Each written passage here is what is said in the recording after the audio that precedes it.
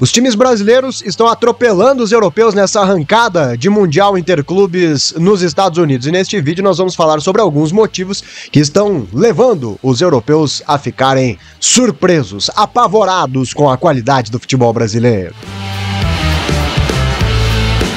Eu sou o William Mota, sou comunicador esportivo, cronista há 25 anos e neste canal falamos sobre as coisas do futebol e divulgamos conquistas esportivas.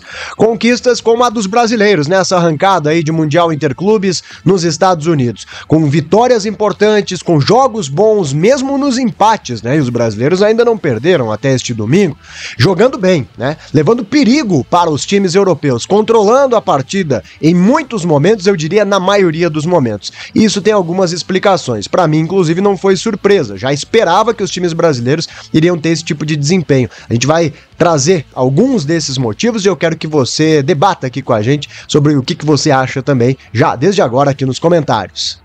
E o primeiro motivo é esta hipervalorização do futebol europeu por parte da mídia. Tudo bem, é inegável que os europeus têm um investimento muito maior e que escolhem jogadores pontualmente em vários países. Mas também nos times brasileiros há jogadores experientes que já fizeram papel importante e que já tiveram protagonismo na Europa e outros que terão ali em diante. Ora, os times europeus se abastecem aqui no futebol brasileiro. Amanhã depois, o Estevão do Palmeiras vai ser destaque na Europa. Como o John Arias, por exemplo, eu tenho certeza que se tivesse feito, né, aquilo que fez na partida de ontem, se ele jogasse na Europa, estaria nesse momento sendo considerado um dos melhores do mundo, porque há muito grito, há muita mídia em volta daquilo que acontece na Europa. Tem a ver com o fato dessa nova geração de jornalistas não ter visto o futebol brasileiro bom? Tem a ver. Eles começam a traçar um comparativo e aí fica muito distante, né, naquilo que eles pensam que é a qualidade do futebol europeu comparada com a qualidade do futebol brasileiro.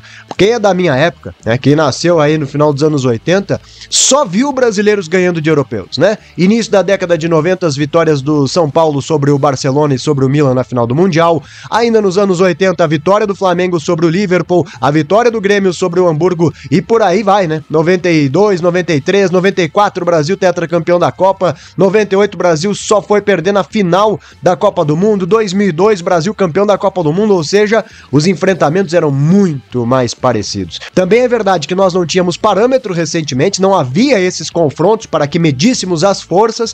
O único confronto lá de vez em quando era no final do ano entre o campeão da Champions League e o campeão da Libertadores, em momentos que todo mundo sabe que eram muito favoráveis para os times europeus, inclusive na parte física, como agora são favoráveis aos times sul-americanos na parte física, mas aí nós estamos falando apenas do confronto do campeão da Champions League. Nós não víamos os times intermediários da Europa jogando contra os times brasileiros, caso do Porto, do Borussia Dortmund, do Benfica, né, do próprio Chelsea, times intermediários. Nós somente tínhamos a referência do campeão da Champions, que por consequência e por óbvio é melhor, inclusive, do que os outros da Europa. Então se criou uma ideia de distância que não é real. Os times brasileiros não são tão piores assim do que os badaladíssimos times europeus. E o campo está provando isso. Querem brigar com o campo? Podem brigar, mas nós já temos aí vários exemplos nesse Mundial de que essa distância não é tão grande assim.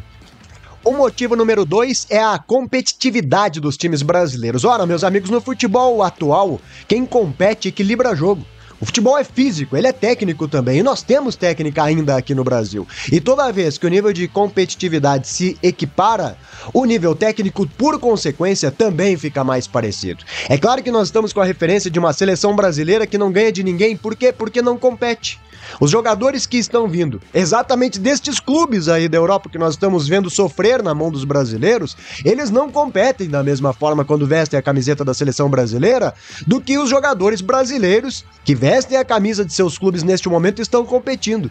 E nós estamos vendo isso em campo, né? O resultado dessa competitividade alta, da intensidade, da entrega, da capacidade tática dos times brasileiros, que quando baixam as suas linhas de quatro, não dão espaço aqui para flutuar tratarem, né, os jogadores europeus por entrelinhas, ou seja, obriga os times europeus a ficarem burocráticos, são bem marcados. O próprio técnico do PSG falou depois do jogo contra o Botafogo que o Botafogo foi a equipe que melhor marcou o PSG, incluindo as equipes da Champions League, ou seja, nível tático excelente, nível de competitividade excelente, nível físico excelente. O que acontece? Equilibra. E aí aparece a parte técnica, né, que do Brasil sobressai muitas vezes. Não é à toa que os europeus vêm se abastecer aqui no Brasil. Então a intensidade, a competitividade dos jogadores brasileiros que vestem as camisetas dos times brasileiros, diferente, né, daquela intensidade dos jogadores que vestem as camisetas dos times europeus quando jogam pela seleção, também tá fazendo a diferença e é um dos motivos que fazem os times brasileiros competirem e ganharem dos europeus até agora.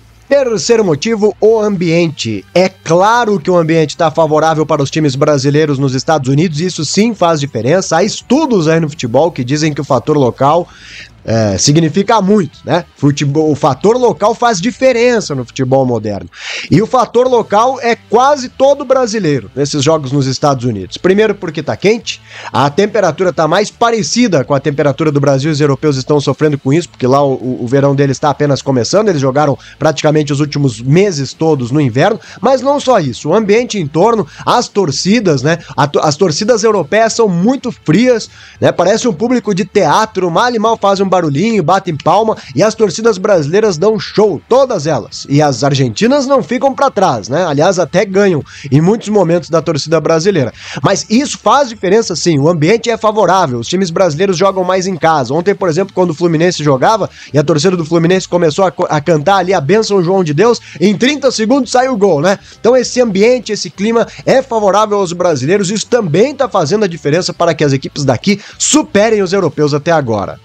Se você quer contar essas histórias que estão acontecendo nos Estados Unidos, quer narrar jogo, quer transmitir futebol, quer sair, né, da situação de apaixonado por um profissional do futebol, considere conhecer o meu curso de narração esportiva. Curso esse que já mudou a vida de mais de 100 narradores aqui no Brasil. Pessoal, então minha maior dificuldade para narrar sempre foi o ritmo. Aquele ritmo rápido do rádio eu nunca consegui pegar, apenas com o curso eu fui aprender a ter ele e a conseguir aprimorar isso dentro das minhas jornadas. Pois, uma das maiores dificuldades que eu tinha para narrar era a questão dos jogadores. Uma coisa que eu mudei depois que eu comecei a fazer o curso e finalizei é a questão da minha tom de narração. Eu, quando vezes, narrava com um tom muito alto quando o goleiro estava saindo. Às vezes com um tom muito baixo quando o jogador estava no ataque. Um aspecto que eu acho que é fundamental nesse curso e que muitas vezes outras modalidades aí de ensinamento deixam a desejar, que é unir a teoria à prática. E aí, tá a fim de mudar de um apaixonado para um profissional do futebol? Então clica no link que tá aqui na descrição, vai passar o vídeo também aqui no card e venha fazer o curso de narração esportiva para você transmitir, contar essas histórias, essas conquistas dos brasileiros, não só no Mundial, como também no Campeonato Brasileiro que vai continuar na sequência, Copa do Brasil, enfim, todas as competições. Seja um narrador profissional, faça o curso de narração com quem tem 25 anos de experiência na área. Vai um quarto motivo aí pelo qual os brasileiros estão ganhando dos europeus, é o motivo bônus. É o menosprezo dos europeus. É claro que os europeus menosprezam o futebol brasileiro. Desconsideraram, desrespeitaram, esqueceram que nos times brasileiros tem jogadores que fizeram história lá mesmo junto com eles. Aí eles acharam que ia ser fácil e agora eles estão surpresos, apavorados. Soberba prepotência dos europeus deu ruim pra eles, pelo menos até agora.